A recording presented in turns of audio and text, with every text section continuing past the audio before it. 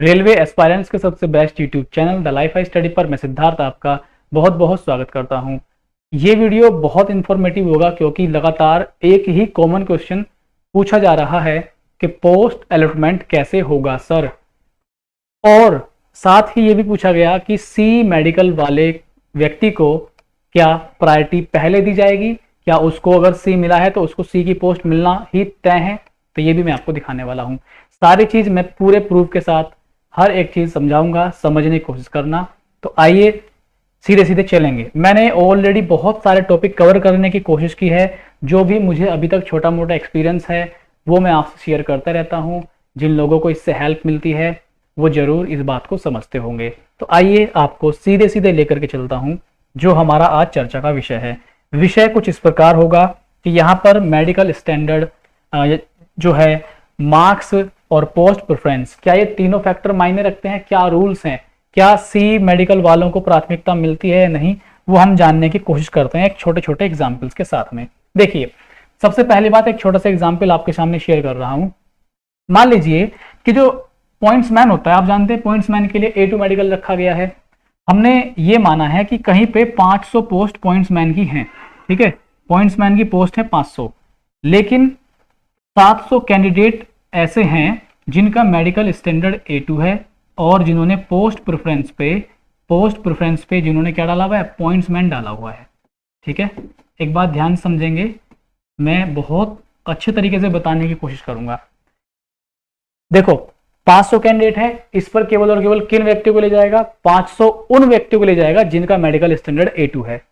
अगर A2 नहीं है तो उनको कभी भी पॉइंट्समैन की पोस्ट पर नहीं लिया जा सकता। तो सबसे पहली प्रायोरिटी मेडिकल को अपने आप ही मिल जाती है।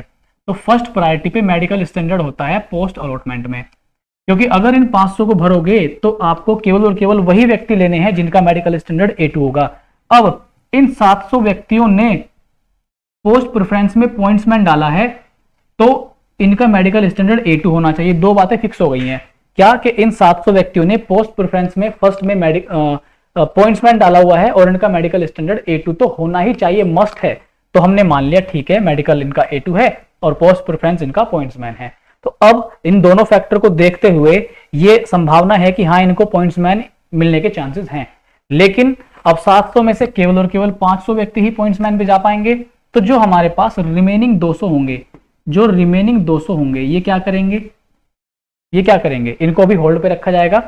जो 700 कैंडिडेट हैं, A2 सबका हो गया और पोस्ट प्रेफरेंस में पॉइंट्समैन सबका हो गया। अब 700 नहीं जा सकते, जाएंगे कोई 500 ही। वो 500 किस आधार पे देखे जाएंगे, वो 500 देखे जाएंगे दोस्तों मार्क्स के आधार पे। तो जो दूसरा पॉइंट है, दूसरा जो फैक्ट है वो आएगा आपका तीसरा फैक्ट। ठीक है, दूसरा फैक्ट तो आपका पॉइंट ये होगा पोस्ट प्रेफरेंस। ठीक है, तीसरा जो फैक्ट आएगा आपका, तीसरा फैक्ट मार्क्स होगा और दूसरा फैक्ट क्या होगा, पोस्ट होगा। ठीक है, पोस्ट प्रेफरेंस। समझ गए इतनी बात आप? कैसे भरेंगे, 700 में से 500 लेने हैं और 500 कौन से लेंगे, जिनका मेडिकल स्टैंडर्ड A2, जिनका पोस्ट प्रेफरेंस पे पॉइंट्समैन होगा, और 500 ही छांटने हैं 700 में से, तो सबसे ज्यादा नंबर वालों को छांटा जाएगा। इन 700 में से सबसे ज्यादा नंबर वालों को छांटा जाएगा। आई थिंक इतनी बात आप लोग समझ गए होंगे।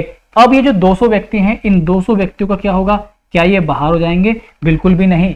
क्यों बाहर नहीं होंगे? क्योंकि इन सभी का मेडिकल स्टैंडर्ड भी A2 है। तो अब इनको क्या होगा, अब इनका जो प्रेफरेंस है, जो इनका पोस्ट प्रेफरेंस है, वो जो सेकंड पे पोस्ट प्रेफरेंस है, इन 200 व्यक्तियों को सेकंड पोस्ट प्रेफरेंस के हिसाब से पोस्ट मिलेगी।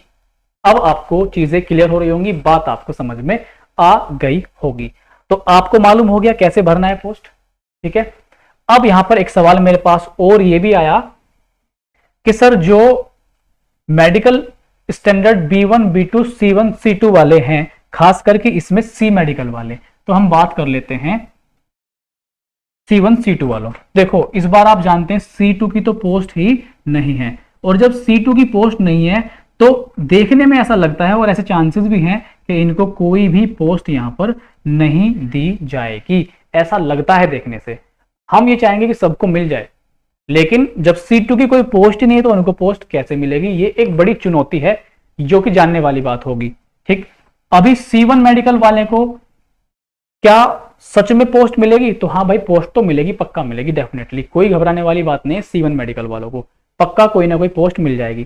ठीक, उसका रीजन क्या है, एक बात देखो, 1:1 में बुला रहा है, जितनी पोस्ट है उतने ही कैंडिडेट बुला रहा है वो। अगर 100 पोस्ट हैं तो 100 ही वो कैंडिडेट बुला रहा है। तो 100 पोस्ट 100 कैंडिडेट कहीं ना कहीं किसी ना किसी को क्रॉस करके मिल ही जाएगी पोस्ट, ये तो बात पक्की है। C1 तक जिसको मेडिकल मिला उसकी गारंटी है जॉब लगने की। ठीक, ठीक है। अच्छा, अगर मान लीजिए 100 कैंडिडेट बुलाए गए हैं, 100 में से 10 कैंडिडेट फाइनली अनफिट हो जाएं, फाइनली अनफिट हो जाते हैं, तो अभी हमारे पास कितने व्यक्ति चुने गए, मतलब 90 चुने गए, तो 10 पोस्ट या जो 10 व्यक्ति बाहर भेज दिए गए हैं, 10 पोस्ट तो बच जाएगी, तो वो सेकंड डीवी से भरी जाती हैं, तो वो सेकंड डीवी से भर जाएंगे जो बची हुई 10 पोस्ट हैं। आई थिंक इतनी बात आपको समझ में आ गई होगी। अब मेरे सामने एक सवाल निकल के ये आया था कि क्या सर जो C1 C2 वाले हैं उनकी प्रायोरिटी पहले रखी जाती है? तो जैसा मैंने अपने विभागीय व्यक्तियों से पता किया है और एक्सपीरियंसदार व्यक्तियों से ही मैं पता करता हूं, किसी भी ऐसे व्यक्ति से पता नहीं करता जिनको एक्सपीरियंस नहीं होता। तो यहाँ पर आप देखिए, एक मैसेज आपको दिखाई दे रहा होगा, एक स्क्रीनशॉट, इसको आप देख सकते हैं, इसमें साफ साफ लिखा हुआ है। तो मेरा जो सवाल पूछा गया था इसी का ये बड़ा स्क्रीनशॉट है, तो ये वाला आपके काम का है। ठीक है, अगर आप यहाँ पे ध्यान से देखेंगे तो पूछा क्या गया, जस्ट अ सेकंड में यहाँ पे इसको मुझे हटाना पड़ेगा थोड़ा सा। ठीक है, तो मैं आपको समझा देता हूँ अच्छे से, ताकि आप लोगों को ये सब चीजें एकदम अच्छे से समझ में आ जाए। तो देखिए यहाँ पर आपको दिखाई देगा, मैंने क्या पूछा, sir if any candidate got C1 C2 medical standard and other candidate got A2, अगर किसी व्यक्ति ने C1 C2 मेडिकल मिला या C1 मिला और दूसरे व्यक्ति को A2 मिला, but post preference is same, दोनों का पोस्ट प्रेफरेंस सेम है, C1 वाला जो है व्यक्ति वो C1 वाली उसके लिए ही एलिजिबल होगा। ठीक है, तो उसके लिए तो C वाली ही हो गई केवल और केवल, कि भाई हाँ इसको C में ही रखेंगे। अब A2 वाले व्यक्ति ने भी पोस्ट प्रेफरेंस में C1 के लिए डाला हुआ है, पहली उसकी पसंद क्या है, C1 पोस्ट है। तो यहां पर आप देखो क्या मिला, फर्स्ट प्रेफरेंस फॉर A2। ठीक है, तो पहली प्रेफरेंस किसको मिलेगी, A2 को मिलेगी, फिर A3 वाले को मिलेगी, फिर B1 वाले को मिलेगी, फिर B2 वाले को मिलेगी, फिर C1 वाले को मिलेगी।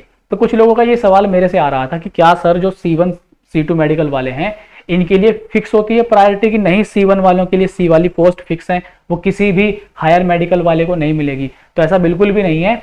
हायर मेडिकल वाले व्यक्ति ने अगर C की पोस्ट के लिए अप्लाई किया हुआ है तो उसको पहले वो पोस्ट मिल जाएंगी, क्योंकि वो आपसे मेडिकल स्टैंडर्ड में ऊपर है।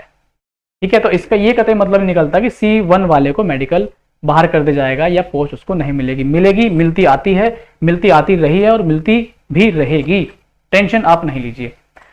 अभी मुझे लगता है मैंने आपको सब चीजें क्लियर कर दी हैं। अगर आपको ऐसा लगता है कि कहीं कुछ चीजें समझ में नहीं आई तो आप कमेंट करें, क्योंकि बहुत सारी चीजें ऐसी हैं, बहुत विभाग के अंदर अंदर की बात होती है, उसको एक विभाग के व्यक्ति के द्वारा ही आपको निकालना पॉसिबल होता है। तो मैं कोशिश कर रहा हूं अपनी तरफ से कि मैं आपको बता पाऊं। आपका सवाल कुछ भी हो आप कमेंट करिए। अगर आपको हमारे एफर्ट अच्छे लगते हैं, आपको यहाँ से कुछ हेल्प मिलती है, तो आप बेशक इन वीडियोस को शेयर कीजिएगा और रेलवे एस्पायरेंट्स की हेल्प कीजिएगा। लाइक चाहे तो आप कर सकते हैं। वीडियो के नीचे एक टेलीग्राम ग्रुप दिया हुआ है, उसे भी आप लोग ज्वाइन कीजिए। वहां पे 4500 के आसपास कैंडिडेट हैं, उसमें एक दूसरे की हेल्प भी कर सकते हैं। बहुत बहुत नमस्कार, मिलते हैं अगले वीडियो में। तब तक के लिए सभी लोग ध्यान रखिए अपनों का और अपने सपनों का। Bye guys, take care, see you soon.